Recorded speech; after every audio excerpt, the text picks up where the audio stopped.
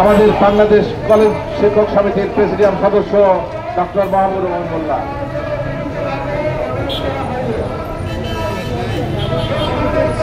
বিসমিল্লাহির রহমানির রহিম। আজকে শিক্ষক কর্মচারী ঐক্য জোটের কিংবদন্তি নেতা টেকনাফ থেকে তেতুলিয়া, রূপসা থেকে পাথরিয়া, সারা বাংলাদেশের শিক্ষক সমাজের অবিসংবাদিত নেতা অধ্যক্ষ মোহাম্মদ সেলিম ভূঁইয়ার নেতৃত্বে শিক্ষা ভবন ঘেরাও কর্মসূচির পূর্ব সমাবেশে আমরা একত্রিত হয়েছি। গুরুত্বপূর্ণ বক্তব্য রাখবেন আমাদের সংগ্রামী কিংবদন্তি নেতা। এর পূর্বে আমরা একটা কথাই বলতে চাই, আজকে আপনি ডিজির অপসারণ, নায়েম এবং আমাদের মাউসি ডিজির অপসারণ অবশ্যই আপনার নেতৃত্বে হবে, কিন্তু আমরা আপনার সাথে এটাও বলতে চাই যে পুরো শিক্ষা ব্যবস্থা ধ্বংস হয়ে গেছে। এই ধ্বংস ব্যবস্থাকে থেকে বাঁচাতে আপনার উন্নত নেতৃত্ব প্রয়োজন। তাই আপনার নেতৃত্বে বাংলাদেশে যে সরকার সংগঠিত হবে, আপনার নেতৃত্বে আমরা সেই শিক্ষা ব্যবস্থার পরিবর্তন চাই। এবং আজকের এক দফা এক দাবি, আমাদের এই ফ্যাসিবাদীর যে রক্ত, ফ্যাসিবাদীর যে চরিত্র, ডিজি, মাউসি এবং নায়েমের পদত্যাগ দাবি করে আমার কথা এখানে শেষ করছি। ধন্যবাদ সকলকে। ধন্যবাদ ডক্টর মাহবুবুর রহমান মোল্লারে। সামনে এই পর্যায়ে আমাদের প্রধান অতিথি বক্তব্য রাখবেন। তার পূর্বে আমি খুব সংক্ষেপে দুই একটি বিষয়ে আপনাদের সামনে উপস্থাপন করতে চাই। সেটি হলো, আপনারা জানেন যে ওই দ্রব্যমূল্যের চরম কষাঘাতে শিক্ষক সমাজ আজ বিপর্যস্ত। শিক্ষকদের ঠিকমতো বাজার হয় না, শিক্ষকদের সন্তানের জন্য যে জামা কিনে দেওয়ার দরকার জামা কিনে দিতে পারে না, শিক্ষকদের সন্তানের লেখাপড়া করার চরম করুণ পরিস্থিতি তৈরি হয়েছে। এমত অবস্থায় বলতে চাই, অবিলম্বে শিক্ষকদের জন্য মহার্ঘ ভাতা দিতে হবে, 50% মহার্ঘ ভাতা দিতে হবে। আজকে শিক্ষা মন্ত্রণালয়ের উদ্দেশ্যে আরেকটি কথা বলতে চাই। আমাদের ঈদ সমাগত, সামনে রোজা, তারপরে ঈদ আসবে। আমাদের মাত্র 25% উৎসব ভাতা দেওয়া হয়। সেই উৎসব ভাতা 25% দিয়েছিলেন তৎকালীন প্রধানমন্ত্রী দেশনেত্রী বেগম খালেদা জিয়া, আর আদায় করে দিয়েছিলেন আজকের অনুষ্ঠানের প্রধান অতিথি অধ্যক্ষ সেলিম ভূঁইয়া স্যার। সুতরাং এই 25% আজও 26% হয়নি। তাই শিক্ষা মন্ত্রণালয়কে বলতে চাই,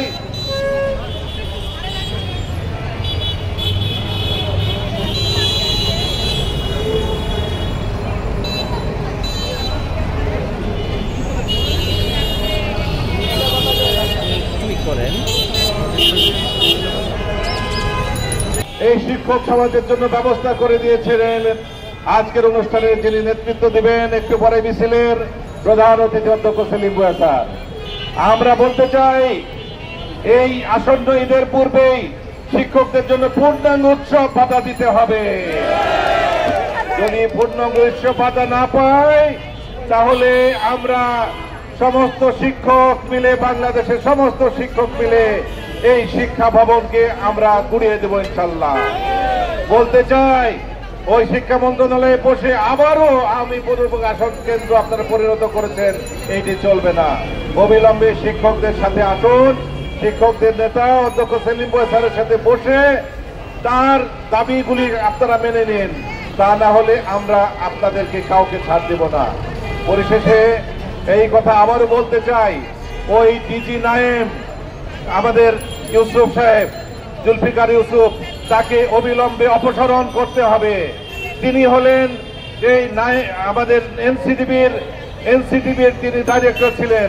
এনসিটিভি থেকে তিনি যে ধ্বংসযজ্ঞ চালিয়েছেন শিক্ষা ব্যবস্থায়, সেই একটি ধ্বংস কারিকুলাম, একটি বিপর্যস্ত কারিকুলাম, ভারতীয় কারিকুলাম আমাদের দেশে চাপিয়ে দিয়ে বাংলাদেশের শিক্ষা ব্যবস্থাকে ধ্বংস করে দেওয়া হয়েছে। আমরা সেলিম ভূঁইয়ার নেতৃত্বে এই ধ্বংসপ্রাপ্ত শিক্ষা ব্যবস্থাকে আবার পুনর্জাগরণ ঘটাতে চাই। শিক্ষকরা ঐক্যবদ্ধ। সুতরাং তার পূর্বেই সেই এনসিটিভি ডাইরেক্টরকে আজকে আপনারা আবার বসিয়েছেন আমাদের নাইমের ডিজি হিসাবে। আমরা নাইমের ডিজি মানি না, নাইমের ডিজি হিসাবে তার পদত্যাগ করতে হবে। ঠিক একইভাবে দুর্নীতির স্বর্গরাজ্য তিনি গড়িয়েছিলেন এই বর্তমান নাইমের ডিজি বরিশালে থেকে, বরিশালের রাসের আব্দুল্লাহ সাহেবের দোসর হয়ে যে বরিশালে যে শিক্ষা ব্যবস্থাকে ধ্বংস করে দিয়েছে এবং একটি দুর্নীতির স্বর্গরাজ্য করে দিয়েছে, তাকে আবার আমাদের মাওসি ডিজি করা হয়েছে।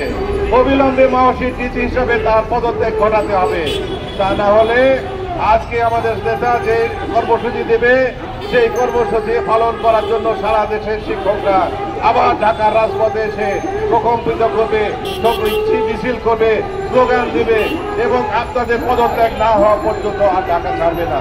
সংগ্রামী সাথী বন্ধুরা, আমি আর কথা না বাড়িয়ে আজকের অনুষ্ঠানের প্রধান অতিথি, যিনি সারা শিক্ষকদের জন্য অবসর সুবিধা দিয়েছে, কল্যাণ ট্রাস্ট দিয়েছে, উৎসব ভাতা দিয়েছে, একটি উন্নত শিক্ষা ব্যবস্থা গড়ে তোলার জন্য আজীবন সংগ্রাম করেছে বাংলাদেশে গণতান্ত্রিক অধ্যক্ষ সেলিম ভুঁইয়া।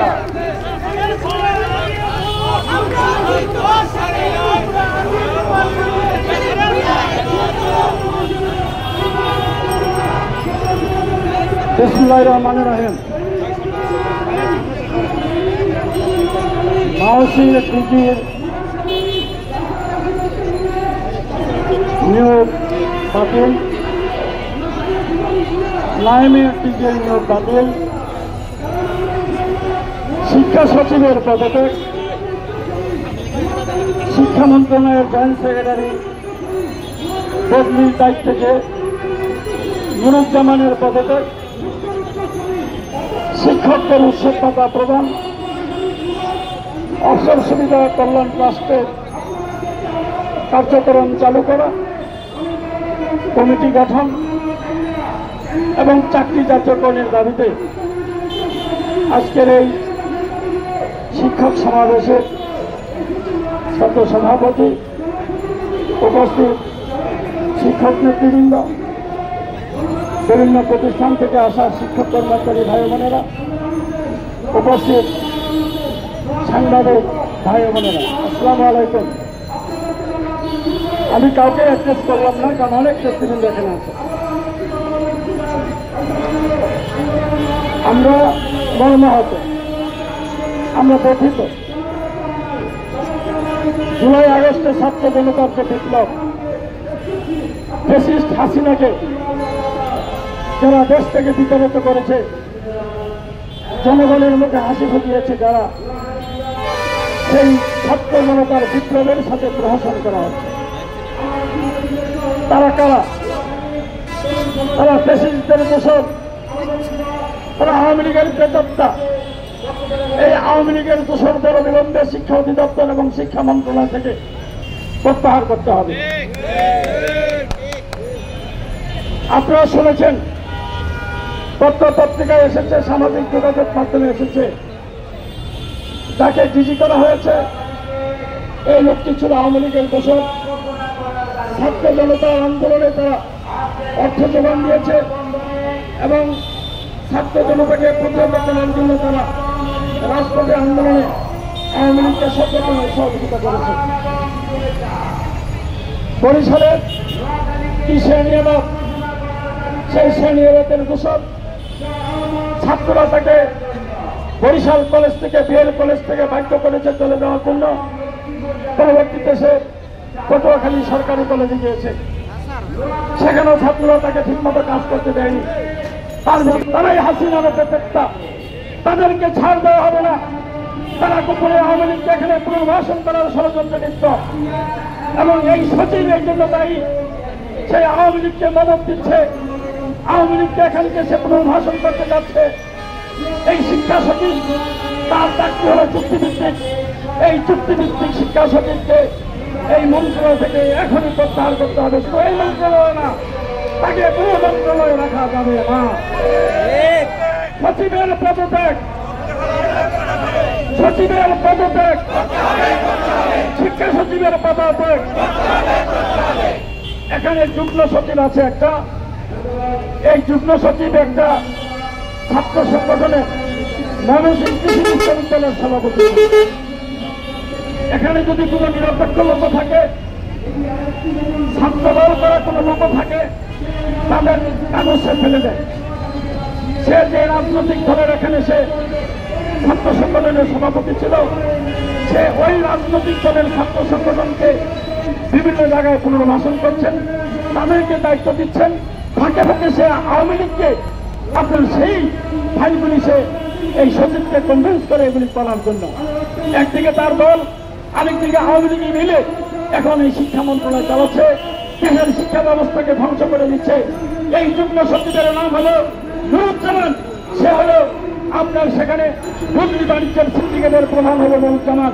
সাংবাদিক ভাইরা, এই নুরুজ্জামানকে এখান থেকে প্রত্যাহার যতক্ষণ না করা হয় ততক্ষণ এই শিক্ষাক্ষেত্রে শিক্ষা মন্ত্রণালয়ের সবগুলি উইংসে নিরপেক্ষ লোক বসতে পারবে না, ভালো লোকের এখানে জায়গা পাবে না।